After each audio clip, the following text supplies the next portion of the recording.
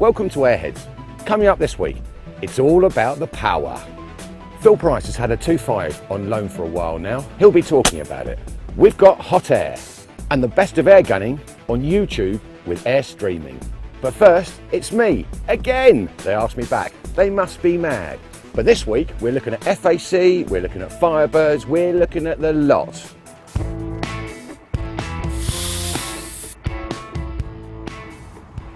As you've seen, my father-in-law's got a real problem with rabbits at the moment. 1, 2, 3, and he's got the traps out and he's baiting them obviously with some carrots. To be honest, the ballistic coefficient of a carrot, not a bit of me. Bisley Magnum's what you need in 2.2. Yeah, they're really cracking, they really hit hard. Some people have Swarovskis, yeah. I've gone for a Swarovski. I use an FAC air gun around here because the rabbits aren't stupid. They've been shot at before. They know the situation. You need to be a fair way away from them. I mean, 60, 70 yards maybe. And a 12-foot-pound gun doesn't really cut it. You get the hunters on the forums, oh, I shot a rabbit in the ear at 83 yards with a sub 12-foot-pound gun. Really? Really?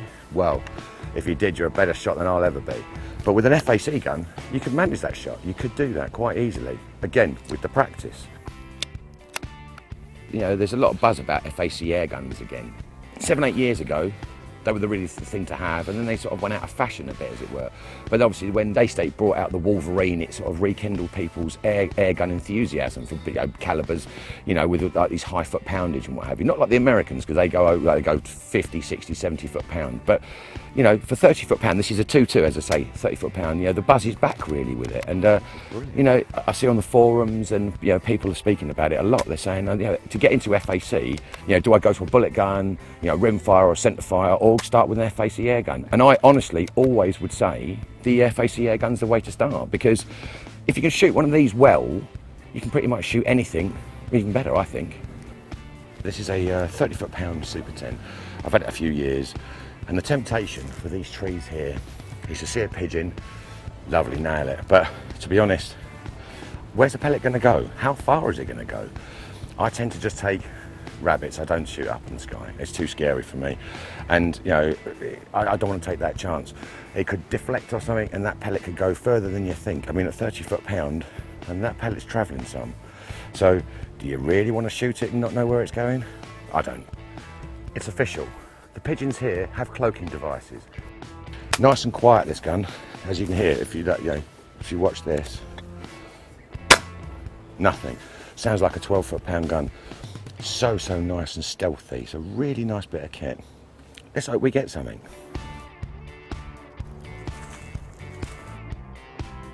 The old analogy is, you know, all the Formula One boys, they all started somewhere. Where did they start? Go-karting.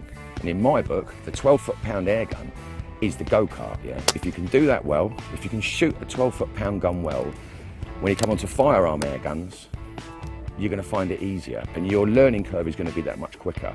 And then from there to rimfire, yeah, is an easy transition. And from there to centre fire, you're in. I mean, don't get me wrong, to shoot any of these guns well takes a lot of time and dedication. But if you do the building blocks correctly, 12 foot-pounds, I think, FAC air gun, rimfire, centre fire onwards, then, you know, I think you'll be happy with your shooting. And also, you've got the best grounding you can. Right, so we're zeroing up my Super 10. It's been a lovely little gun in the past. It's accurate as anything. It's just bob on. It's one of my FAC go-to guns. You know, it's an old warhorse. It's been through the mill, that's for sure, and it's had a good few thousand shots through it. But yeah, it's lovely. Really works well. All new guns cost a few quid. You can get these, like the Super 10 for instance, second hand so cheaply. So your entry level into firearms, I'll go with something like that because they're not mad money. They're not thousands and thousands. You know, £300-400, you're sorted. You've got 28 to 33 foot-pound gun. It's absolutely tremendous. It's a really good place to start. Have a look. Firearms. Do you, don't you? Well, I did, and I absolutely love it. Is it easy to get? I'm not saying it's easy to get. It's not impossible. I've got one. So, do you qualify for one? Have you been a good boy? Have you been a good girl? Have you returned your library books? There are no rabbits here. There are categorically no rabbits in Ridgewell. I've had enough.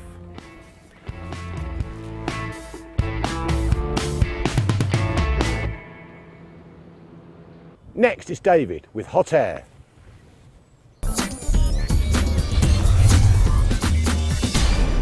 This is HotAir. 12 million hunters across 4 continents own 46 million airguns. That's the conclusion of our global hunting survey, out now. The UK has the highest proportion of airgun owners, with 60% owning one. Scandinavia and Iceland are the lowest proportion at just 15%. The 3 most recognised airgun brands are Crosman, BSA and AirArms, although 2% of respondents think the AirArms logo is for Alcoholics Anonymous. For the whole survey, go to bit.ly/hunt survey. For the 3rd consecutive year, airgun manufacturer Crosman has won the 2015 Predator Extreme Reader's Choice for favourite airgun and preferred hunting pellet. The awards invite readers of the magazine to select their favourite brands of hunting gear. Airgun manufacturer Hatsan has launched its new big bore airgun line in the USA. Called the Carnivore, it's available in .3 and .35 calibers with muzzle velocities of up to 860 feet per second. It comes with a shrouded barrel that tapers into a sound moderator.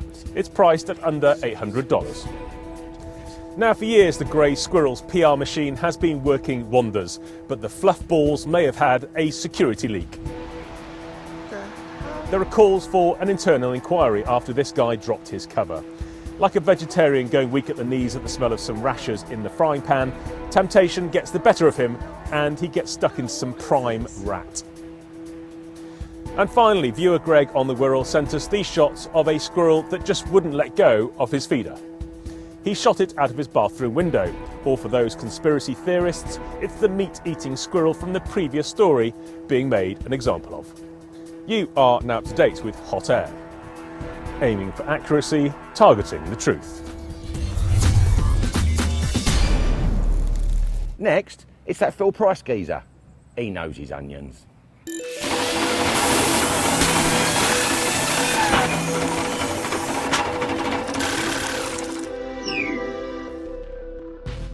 So what I've got here is a gun I've wanted to try for a very long time. I do a lot of hunting with a 32 foot-pound 2.2, but I've always wanted to know what a high-powered 2.5 would be like. So I spoke to the nice people at BSA who told me they do the R10 Mark II for the export market in 2.5 calibre, which again runs at 30-31 foot-pounds, and they sent me this one down. I had the option to have the camouflage stock, which I went for. I mostly use them over the winter for squirrel shooting. I shoot an awful lot of squirrels, and they're particularly tough animals. Even with the high power guns, you still need to be very, very accurate to get a clean kill. And I wanted to know, would the big, heavy 2.5 caliber pellets make a difference?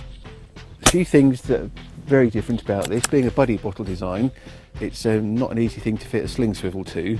When you hang it from that swivel, it tends to hang like this, so that was a bit of a challenge. I ended up most often carrying it muzzle down with a sort of sling around this way. Then you tend to poke the barrel in the ground, so you need to be careful you're not filling the muzzle up with mud and sticks and any other debris. But it's a very sweet thing to shoot. Despite the fact it's making a lot of power, you wouldn't really know it when you pull the trigger. Still very smooth, very quiet. Trigger's really good on it. Needless to say, it has a whacking great big magazine. And fewer rounds than a 177 or a 2.2, simply because they're so big. So this is BSA's own brand 2.5 pellet, the Pilarm. It's a relatively shallow domed round head. At 18.6 grains, it's one of the lighter 2.5s out there, which I think is a good thing. They tend to be relatively slow flying, and a lighter pellet gives you a little bit more velocity. One of the differences with the magazine over the 177 and 2.2 is it doesn't have the O-ring that grips the pellet. So the knack I've learned is to keep your finger across the back, drop the pellet in, and your finger at the rear stops it from falling out before you then try and load the next one, and so on, and the next one. Keep your finger across the back. Once you let go of the spring, it naturally grips them. They can't fall out. But while you've got the pressure off it, they can fall out the back like that. I was also interested to see what would happen. It's a fully shrouded barrel, and normally I would use a silencer, especially on a high power gun, but this is actually remarkably quiet despite the power. Also, it's quite a little buddy bottle, and even so you still get plenty of shots. I mean, I'm not the biggest fan of buddy bottles, I have to say, but with the way this stock's designed, you are actually holding the woodwork, not cold aluminium on a frosty morning. A few people have complained that the swivel stud is exactly where your hand is, but that doesn't worry me too much. It's a comfortable gun, it's very accurate. I'm very impressed with it, but I can't make my mind up. Is it an advantage over my 2.2? The thing about shooting at 30 odd foot-pounds is the 2.2 is still flatter. It will give you a flatter trajectory. I can comfortably shoot squirrels out to 50 yards with it, whereas this I was having to start to hold over, so it did require a bit more thought. Does it hit harder? Jury's out, can't tell you. They both hit very, very hard. If the pellet's in the right place, the job's done.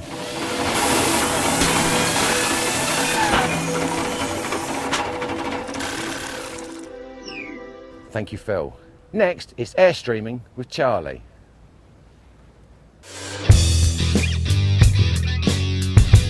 Charlie Jacoby here. This is my fortnightly roundup of the best airgunning on YouTube. Squirrel Hunter sends in this from Clan Gun Bushcraft. It is a winter solo wild camp and grey squirrel hunt in Scotland, filmed in January. There's a new airgun channel called Airgun Freedom. Introduced by Sean Porter, it promises great air rifles. Firmin Hunters TV is on rabbits, rats and ferals in 2 different locations. Cy and Davey venture on a 12-hour vermin busting session. Airgun manufacturer Crossman is promoting the shooting of drones in this film. Good on them. In use is the Benjamin Legacy. We did a piece about Pete's airgun farm in Essex in the last episode of Airheads. Now L.Vids has done the same. Popular place. Airgun Webb went to the recent Gamo Squirrel Master Classic, and this is his film. I had never experienced hunting like this, he says. A total blast. S18 Hedberg's neighbour asked him to keep an eye out for rock chucks behind his barn. He doesn't want any around to attract skunks to use their holes. This is the result. And finally, airgun hunting feral pigs in Hawaii shows a major pest control operation by the Addicted to Airguns channel. Click on the links to watch the videos, or you will find them in this film's description. If you would like to send in a video for Airstreaming, ping me the link, charlie@fieldsportschannel.tv. Thanks for watching. Next time, the guys will have all the new bits and bobs and trinkets from Iwa in Germany. Lucky souls. Saying that though, I'm off to Miami!